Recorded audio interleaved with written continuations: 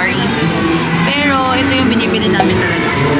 Si Hanjuku New York Cheesecake. Kasi may ibang flavor eh. Ayan, may Oreo. Tapos meron yung original lang, yung wala sa ilalim. Pero try nyo to mga sis, the best. Super love that. Bili tayo ng 1 box. Sarap ng mga cakes nila. Oh. Let's go! Let's buy! What? Which one? Mushroom? Ah, this one! Here. Ayan. Take out na lang, ma'am. Ma'am Candy.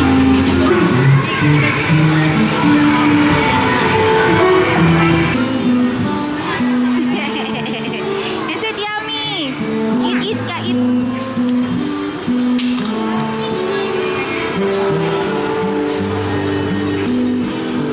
Can you share? Share mo sa vlog.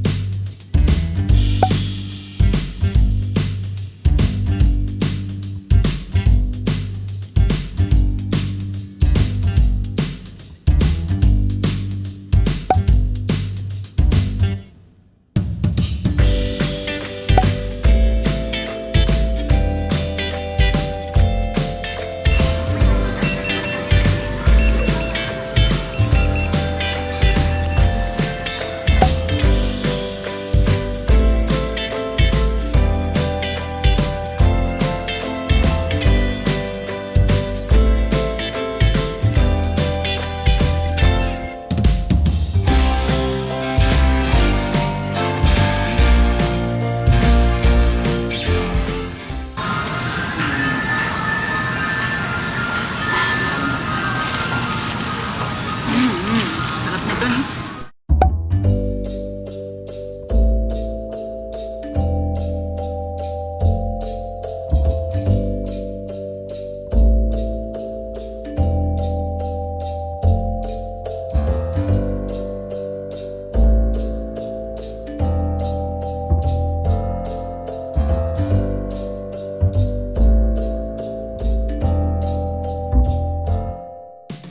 Which marshmallow do you like?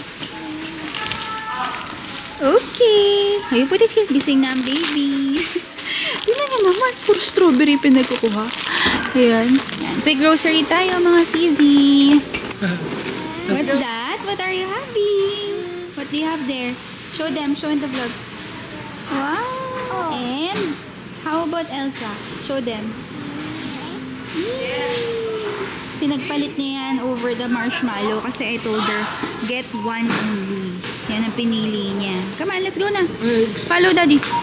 We're finally home. Almost all vlogs kanina, hindi ako masyadong nagsasalita. And kasi quick, ano lang kami, quick grocery errands kasi late na tayo natapos sa... Hello! Late na tayo natapos kanina sa LBC. Lodi Pop. Okay, show them. It's like this daw. Oh. Sit na. Late na kami natapos sa LBC kanina kasi ang dami nga namin pinaship. Super daming packages.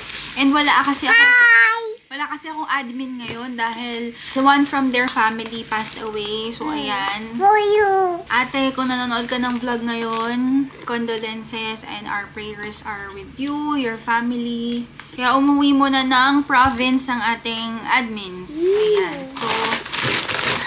So super pagod. Siguro mga 4 days na akong puyat. Kasi all around ako ngayon as a packer. Kami ni Daddy, all around kami. Admin, packer, monitoring sales, reports, and other businesses. Kami lahat ngayon talaga. Tapos alam nyo ba, kahapon lang ko pinagawa yung nail polish ko. Regular polish lang kasi yung pinalagay ko dahil naaalis na tayo from Japan. Gusto ko, kasi di ba 14 days na lang. So pag nagpa-gel ako kahapon, naaalangan siya. Naputol yun ni Mami. Yes, naputol po kasi anak. So, ayun, sabi ko, hindi mo na ako magpapagel bago na lang umalis. Kaya lang naputol naman siya. Paano pa ito kakapitan ng gel polish? So, tingnan nyo naman, kakagawa lang yan, sira-sira. So, anyway, nag-ayos lang ako ng grocery, tapos mag-haul tayo sa taas. And banana. May mga chika tayo sa taas. So, we got spinach. Yan. Kasi sa spinach, inaano ko yan eh, sinosote ko with And banana. egg and onting cheese. Tapos, of course, our lettuce. Wala kasi yung romaine ngayon, tsaka greens. Walang stock, kaya yan muna yung kinuha ko. And then, we also got our banana. Pag kumukuha kami ng banana, mga sisi, always yung green pa talaga. Kasi ang bilis lang siguro. Ayan, katulad yan, kanina green na green pa to. Ganun siya actually kabilis. Green na green to kanina, tinan nyo ngayon nag-yellow agad sa biyahe pa lang. So, bukas to malamang dilaw na yan agad. Tapos, I also got lemon. Yan. Kasi everyday, nagle-lemon tea ako sa morning and then the rest of the day, nagle-lemon water ako. Si Daddy din. And then, ayan yung ating filet na slab salmon. And apple. Yeah. Why, baby? Yeah, for Kaylee and Mommy too. Yeah. Tapos, asan na ba ibang grocery? Ito yung iba pa. Hindi ko napapakita iba mga sis. Mga milk, biscuit, toiletries. Unti lang yung grocery namin ni Nes kasi nga paalis na tayo papunta ng Japan. May isang grocery pa tayo pero yun na yung pamimili namin, yung mga babaunin namin sa Japan kasi maraming mga request si Kuya Jeff, yung mga snacks na favorites niya, mga chili garlic, atsara, yan, mga request ng kapatid ko, tsaka lutuan ko daw siya. So, kaya yung mga ingredients na wala sa Japan, ipapamili natin next week. Yung favorite na luto ko ni Kuya Jeff is yung creamy chicken mushroom. So, yan, we got mga mushroom, milk. Ang milk na gamit namin sa aming latte, si Import. Yan, yung favorite namin ni Daddy. Mga biscuits. Biscuit favorite ni Baby Kaylee natin. Sorry kung makalat yung liquid Mama, ha. lollipop. This is my super favorite na Hakubina. Kayo rin ba? May isa pa palang milk dito. Emborch. Malakas kami sa cafe latte kasi ang sarap ni Daddy talaga. The best gumawa ng latte yun. Ito yung atsara na favorite namin. Let me know kung meron pa kayong marirecommend na atsara na masarap. Ito kasi Ades. Best atsara. Papaya. Sarap nito. Mga pink snacks ni Baby Kaylee. Tapos tinanggal ko kanina yung marshmallow kasi nga mas pinili niya yung lollipop. Go. Ayan o. Si Elsa. Itong baby, ang tawag niya dito, baby stick o. Kahit champola talaga. Strawberry, favorite niya. Tapos, Sanmig Coffee. Si Mami kasi gusto niya itong kape na to. Kaya pag nagvi-visit siya, meron kaming abang. Berry nuts. Si Kaylee, usually, pagka nakakagawa siya ng mga chores dito sa bahay, pag she's been a very good girl, pag sumusunod siya kay Mommy, meron siyang mga reward. Pag naubos niya yung meal niya, she will be getting a reward. Pag natapos niya yung pagligpit ng toys niya, she will be getting a reward once in a while. And yung mga reward niya, yung mga snacks na favorite niya. So, hindi ko siya pinapayagan mag-snacks ng mga sweets na too much, na walang dahilan. Usually, yan, pagka naubos na niya yung meal niya, very good siya, nililigpit niya yung toys niya, nagfi-fix siya ng bed. As early as 2 years old, yan si Baby Kaylee, marunong yan magwalis, marunong yan mag-mop, marunong yan mag-wash ng hands niya.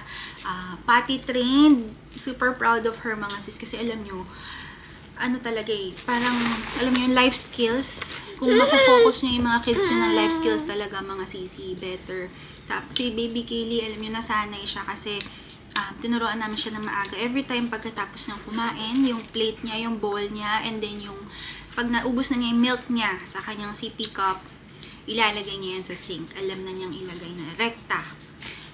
Although sa ngayon hindi pa namin siya natuturuan maghugas ng plato or what. Pero alam niya na yan, Matik. Natutuwa talaga ako sa kanya katulad kanina. After niya mag-milk, after niya kumain, dire-diretso na yan sa sink na, Mami, I'm done. Minsan hindi ko na rin nakikita, nandoon na lang kasi tapos na siya. Mommy, put mo. Yes, okay. Tapos marunong yan mga sis mag-fix ng bed. Di ba, anak? You know how to fix the bed, di ba? Yeah. And then, ano siya? Ayaw niya nang malagkit yung kamay niya. Mommy, wash me, wash me. Mag-wash siya. Tapos, pupunas niya yung hands niya dun sa yung parang, ano namin, towel dito sa gilid for the hands. Tapos, ano yan? Ayaw niya ng sticky. Ito pa yung natutuwa ako kay Baby Kaylee, mga sis. Kasi naturuan din namin siya ni Daddy na you don't eat in the bed, you don't eat in the couch, di ba, anak? Kaya kahit siya mismo, halimbawa, anak, kain na, snack time na, kahit nandun siya sa sofa, halimbawa sa sofa, screen time siya, lilipat siya dito sa mat niya, sa play area niya, or dito sa table. Sabi niya, Mami, dito ako sa mat or sa table. Mommy, dito ko at mat. Yeah, ayun, ganun siya magsabi. Kasi, we don't eat in the bed, we don't eat in the couch, gaganyan siya. Very good yan si Baby Kaylee, nakakatuwa. Kaya, even without or with reward, talagang ginagawa na niya ng kusa. Ay, nakakatuwa. Tapos ngayon, kasi tapos na si Baby Kaylee, dahil maaga nga siyang na-potty train, ngayon, dumidiretso na siya sa toilet. Ayan. Pero, pag halimbawa, pupupo siya, mga sisi, kasi meron pa siyang toilet seat na maliit para comfy siya. Although, kaya na niya yung toilet seat mismo ng sa atin lang or sa adult. Pero, napansin ko sa kanya, medyo nangangalay siya. So, nilalagay ko pa din. So, pag magna-number 1 siya, wiwi siya, dumidiretso na siya ng wiwi doon. Pag number 2 naman, since diba ang tagal nakaupo, pupu, tinatawag niya ako, Mami, pupu, or Daddy, pupu, para malagyan ng toilet seat niya. What else? Ano pa ba yung mga... Mommy, pupo. Pupu ka? Pwede naman. Mommy, tanggal mo yung diaper ko. Pero sa ngayon kasi at her age, ang medyo mahirap lang sa kanya pagka halimbawa yung nalilibang. Kasi 'di ba at that age, toddler, medyo hindi pala medyo, talagang makalat sila, mga sis. Kaya pagka magliligpit sila, medyo kailangan mo pang bulahin mo. Anak, clean up na. Clean up. Bubulahin mo pa para i-clean up na. Pero nagki-clean up din naman talaga siya. Hindi siya yung umiiyak, nagwawala, ayaw mag-clean. Ito yung kinukulit niya yung daddy niya dun sa loob. Mami, mayroon ko pa diaper. Yeah, marunong daw siya maghubad ng diaper. What else do you know? Wait lang mga sisi, ligpitin ko lang to. I'll be right back. Marami pa tayong chika. Wait lang. Ito yung lemon water na ginagawa ko everyday. Tapos ito yung water bottle. Yan. Tapos, ang maganda dito kasi, yan. Ikaw ang maganda. Tapos ito siya. Meron siyang, ayun, nakita niyo yung loob. Parang meron siyang filter tray sa loob para kung may buto or may lemon, di mo siya masipsip. Tapos meron siyang hawakan na ganyan. So every time na nag-exercise ako or basta everyday, pag nauhaw ako, ito yung iniinom ko na lemon water. And then sa morning, ang ginagawa ko naman, hot tea, lemon water naman. Tapos nilalagyan ko ng apple cider. Tapos yung kay daddy may honey. Gusto niya kasi may onting honey. Pero pure honey. Yung sa akin, lemon lang tsaka onting apple cider. Tapos, and then ito naman yung kay Baby Kaylee. Ang nakalagay kasi ngayon is lemon Yakult, tas maraming water. Yung Yakult na nilagay ko dito mga sis, mga lagpas kalahati lang. Hindi ko nilahat. Kasi mami yung mami yung uminom. Yan. This one is lemon, Yakult, and water. Pero si Baby Kaylee, ginagawan ko rin siya ng lemon water lang. Yung plain lang na walang Yakult. Kasi gustong-gusto rin niya. Alam niyo ba si Baby Kaylee, sumisip-sip yan ng purong lemon. Hindi siya naaasiman. Ito yung pang baby size. Or kahit kayo lang. Nakalimutan ko ilang ml to. Yan. Ganun din. May parang filter din siya sa loob. Ay, nakita nyo ba? Natatanggal yung tray na yun. Wait lang. Isang kamay lang kasi yung gamit ko. Mami, open. Ayun o. Sa loob. Ayun. Kita nyo. So, ito yung for mommy. Ito yung for Baby Kaylee. Nababother ako dito sa kuko ko, mga sisi. Kasi kakalagay lang nito kahapon. Bak na siya. Dito pala iba nating grocery. Inaayos kasi ni Baby Kaylee. Yan, ganyan din siya eh. Nag-ayos din yan ng grocery. Tapos, bumili lang ako nito. Ayan, yung mga pouch na magagamit natin for travel sa Japan. Basta kailangan ko ito lalagyan ng mga papers. And free candy. No, that's for mommy. And pakita ko lang to sa inyo. Sa grocery lang to sa SM. Yan, hyper. Check nyo doon sa stationery section nila. Yan. So, kung kailangan nyo rin. Net siya, tapos may zipper. Magkano ba ito? 40. Ay, ito 34.75 lang pala to. Tapos, ito yung mas makapal niya na version. Ayan, para hindi masira din agad. Ito, this one is 49.75. Dalawa yung kinuha ko na ganyan. Ito naman, pwedeng lalagyan ko ng mga coins, cards, or resibo. Yan, basta gagamitin ko to for our Japan. And the money. And sa money. No, this is not for mommy's money. Yan. The money. Ayan, dito tayo sa taas sa kwarto mga sis kasi biglang sumama yung pakiramdam ko. Di pala bigla. Kanina pa pala. Nakita niyo diba kanina sa sa GG? Doon sa kinainan namin kanina. Minom ako ng Dolphinal. Kasi naubusan ako ng Biogesic doon sa baby bag ni Kaylee. So, ang nandun lang Dolphinal. Mefenamic acid. Pwede na yun dahil nga sakit na ng ulo ko. Tapos magsasahar na rin yung Watson. Hindi na nakabili sa daddy. Kaya pinush ko na yung Dolphinal. Nawala naman siya. Ang sumakit naman sa akin, yung likod ko, bigla siyang sumakit na parang, ewan ko ba, tita hits na, aging na to. Overwork kasi talaga kami ilang araw na. Kaya siguro parang may naipit na ugat or buto-bato. Basta sobrang sakit niya. So, andito lang tayo sa taas ngayon. Nag-ayos na kami ng grocery ni Baby Kaylee kanina. Kami nag-ayos. Tapos, si Baby Kaylee, sobrang natutuwa ako sa kanya kasi, actually kay Daddy din. Si Daddy pala ang nag-train sa kanya. Diba, nag-grocery kami every week. So, ang sistema namin, pag uwi, si Daddy ang nagbababa ng grocery from the car. Tapos, si Baby Kaylee nakaabang na yan sa pinto. Ilalagay ni Daddy yung mga grocery sa pinto, tapos si Baby Kaylee naghahatak papunta sa kitchen.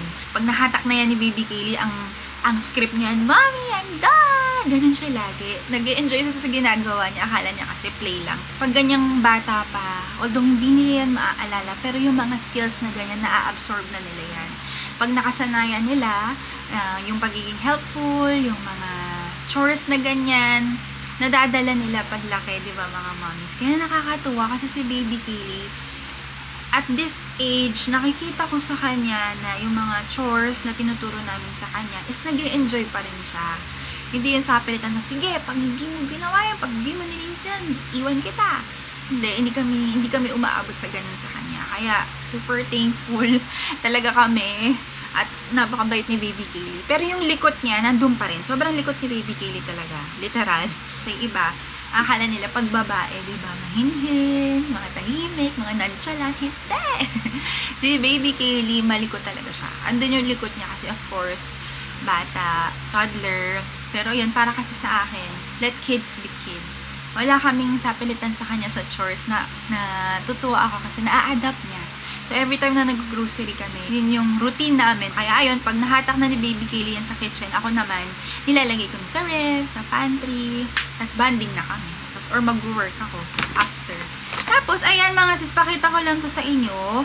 This one, I got sa Japan. And ito yung mga damit ni Baby Kaylee. Ito kasi, this is a collaboration print from Uniqlo and Marimekko. Marimekko is a designer na nag-collaborate sila ni Uniqlo. Naglabas sila ng super nice prints. And isa yung ganitong print na maganda. Kinuhanan ko si Baby Kaylee ng leggings. Nakaterno nitong shirt niya. This one is size 110. Super cute nito. Buksan na nga natin. This is size 110. Tapos meron siyang pocket sa likod. So, pag tinerno mo siya dito. Yan, something like that. Meron din siya ng color blue. Pakita ko sa inyo later. Bag for mommy. Para maternohan ko si Baby Kaylee. Bum bag, body bag, or belt bag. Yan, ternohan natin si Baby Kaylee. Of course, meron din si mommy nung polo shirt nila. So, may iba't ibang prints din to. Pero puro pink yung kinuha ko para terno kami ni Baby Kaylee. Yan. Another one, ito dress naman ni Baby Kaylee. Yan. Super duper cute. Sino nagsabing hindi ko love yung print na to? So, ito yung isa pang print. Malulubat na yung camera. Kaya bilisan natin. Ayan. Ito yung isa pang print na Uniqlo Marimekko na dress ni Baby Kaylee. So, dalawa na yung dress niya na ganyan. Ito yung isa pang print naman. T-shirt. Size 110 din to. Pero itong leggings na to, this one is size 100. Ayan. Crop leggings yung tawag dito pag ganyang parang tokong na siya. Crop leggings yung kinuha ko sa kanya 100. Medyo bitin nga para kasing crop leggings sakto na lang kay Kaylee. Kaya yung isang kinuha ko dito na pink, 100 10 na yung size niya. So, ayan, again, if you want to source your Uniqlo items, GU items from us, Uniqlo, GU Japan, just message us on our Facebook page. Sorry mga sisi, maingay ba yung fan ko? Kasi hindi ako nagbukas ng aircon ngayon dahil nabababa rin ako. Share ko lang din. Alam niyo yun, sobrang pagod ko ngayon, ilang araw. Hindi ako pagod sa katawan, but I am mentally tired, mentally drained kasi sa dami ng iniisip, sa dami ng inaasikaso. Napapagod yung isip ko sa dami. Ganong level siya. Pero alam niyo yun, kasi pag pagod yung isip niyo, minsan masasama yung pagod sa katawan kahit hindi naman talaga siya pagod sa katawan. Nagets mo ba yung sinasabi ko? O ayan, diba? Palipat-lipat tayo ng pwesto. Kasi na-lowbat yung camera. China-charge ko ngayon siya dito sa side ng may saksakan. So, anyway, ayun na nga. Going back sa aking chika. Since nabisi nga kami talaga ni Daddy, as of now, we are trying to live a healthier lifestyle. Not super duper healthy, of course, pero alam mo yun, step by step, one at a time. Kasi alam niyo yun, nagpaparamdam na yung edad namin. Marami nang sumasakit, marami nang medyo nakaka-worry, kasi meron kami mga pinagdadaanan ngayon sa family or sa relatives namin na ganitong sakit, ganyan. So, syempre, nag-worry din kami. Kaya sabi ko, it's time. Kailangan ng mag-exercise ulit, magpa-check up. And I don't know kung nakapag-vlog ako nun, pero nagpa-check up din ako nung nakaraan sa aking OB. Pina-transvaginal ultrasound ko yung aking myoma, kung kamusta siya. And thank God talaga mga sisi, lumiliit yung myoma ko.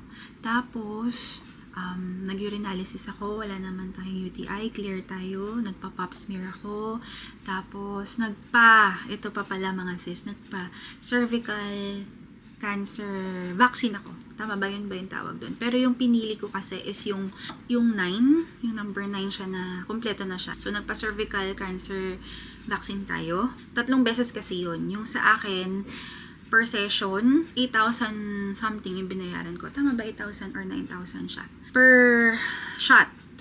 Tapos, yung susunod na shot nun is after 2 months, same price, ganun din, 8,000 to 9,000. Tapos, after 6 months ulit. So, 3 yun. Lifetime na siya. Tapos, yun lang yung life update ko nga pala regarding sa pagpapacheck up ko. Kasi, diba, nabanggit ko na yan sa inyo before, nung nagpapa-OB ako nung buntis, nabanggit ko sa inyo na may myoma ako, diba? Kaya rin ako nagpa-OB kasi isa rin sa naging isipin ko is that, sabi ko, ba't ganun? Nag-exercise ako, halos hindi na ako masyadong kumakain, nagbabawas na ako ng pagkain, pero hindi bumababa yung weight ko. So, sabi ko, baka mamaya may PCOS ako, ganyan. Kaya, tapos, ang sakit ng puson ko that time. Kaya, nag-decide ako noon na magpa-check sa OB. Nagtanong din nga pala ako kung, doktora, ano ba, pagka sa next pregnancy ko po ba, possible na po ba ako na ma-normal? Kasi yung first pregnancy ko kay baby Kaylee, na CS ako sa kanya. Kasi, suhi siya, tapos yung cord niya, nandito nakasabit sa kanya. Tapos hindi na siya umiikot. At 36 weeks, pumutok na yung aking panumigan. Kaya napaaga rin ng delivery si baby Kaylee. So, sabi ko kay doktora, magti 3 years old na si baby Kaylee. Pag in case ng next pregnancy ko po ba, possible na ako man-normal or CS pa din? Sabi niya, oo naman, possible naman normal ulit kasi matagal naman na. So, ayun. Depende rin siguro sa situation. I don't know, mga mommies, let me know. Comment down below kung may idea kayo. Pero ayun yung sabi sa akin ni OB ko na possible nga daw. Tapos, nagtanong na rin ako ng rate or quotation, magkano na ang CS ngayon? Kasi si baby Kaylee, di ba, magti 3 years old na siya. So, yung CS ko, pandemic period, that was 3 years ago, magkano lang. So, ang laki ng difference. Hindi ko na i-disclose, pero yung price difference from pandemic nung delivery ko kay baby Kaylee sa quotation ngayon ng CS, ang price difference is around 40,000 to 50,000. So, ibig sabihin, yun yung tinaas niya. Super na-happy naman ako ngayon kasi nag-check ako ng weight ko kanina and nag-lose naman ako kahit papano. Small progress is still a progress. Basta tuloy-tuloy lang. Tuloy-tuloy ko lang to. Ayun, kasi syempre napansin ko rin naman na naghihimutok na ang pisngi natin, di ba? sa vlog nakikita ko and sa pictures. Ayun, home workout lang. As in, 30 minutes na home workout, tas 30 minutes na walking. Habang ginagawa ko yun, si daddy, nag-exercise din siya. Salitan kami. Tas nakakatuwa kasi si baby Kaylee nakikisali sa amin. Yung mga ginagaya ko na home exercises sa TV, nakikigaya din siya. Kaya, ayan, nag-enjoy lang kami na family dito. Wala akong fina-follow ng mga calorie deficit, mga keto diet, intermittent fasting. Wala naman. Ang ginagawa ko lang, mga sisi, is portioning siguro. Pag onti lang kinakain ko than the usual. I felt a little lighter. I lost almost 4 kilograms already. So, I guess that's it. Ang haba na ng chika ko. Ay, nalalaglag yung aking strap. Haba na ng chika ko, mga sis. I have to end this vlog kasi low bat na rin yung camera. Thank you so much for watching, sweethearts. If you like this video, make sure to give it a thumbs up, subscribe to my channel, and click that notification bell below para lagi kayo updated on my next uploads. Thank you so much for watching, sweethearts, and hope to see you on the next one. Stay safe, guys. Bye! Pa! Go! Hello, hi. What are you doing there? I love you. I love you. I love you, mommy. I love you more. Can you say hi to them? Can you vlog? Hi. Hi, guys. Hindi ka kita eh. Sit down ka. Hi. Hindi ka kita. Stand up ka pala ulit. Hi. Hi, guys. Sarap na bongkis ng baby na.